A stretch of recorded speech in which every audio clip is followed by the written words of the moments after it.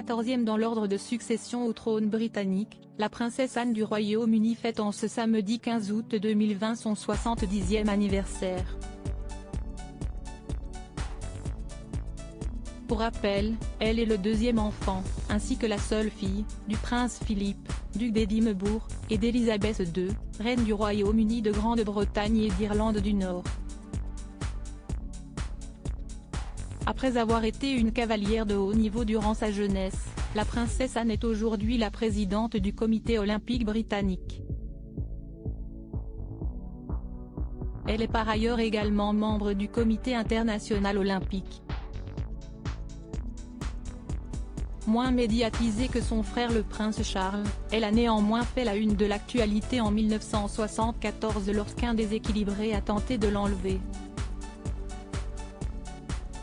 CST alors qu'elle revenait au palais de Buckingham après avoir assisté à un événement de charité sur Pall Mall le 20 mars 1974 que la princesse Anne fut victime d'une tentative d'enlèvement de la part d'un certain Ian Ball.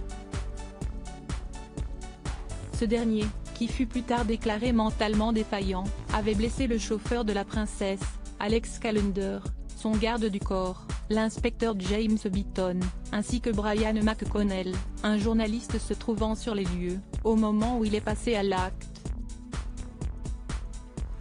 Âgée de seulement 23 ans à l'époque, la princesse Anne sera finalement sauvée par l'agent de police Michael Hills, lui aussi blessé, qui est parvenu à appeler des renforts pour neutraliser l'agresseur.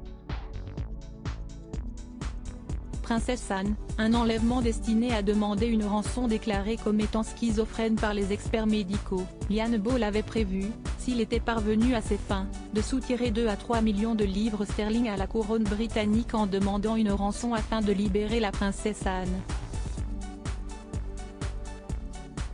Il comptait par ailleurs placer cet argent sur un compte en Suisse. Ian Ball avait même exigé que la reine d'Angleterre se déplace en personne, afin qu'elle appose sa signature pour authentifier l'ordre de virement. L'agresseur de la princesse Anne sera finalement jugé par la cour criminelle de Londres à Old Bailey.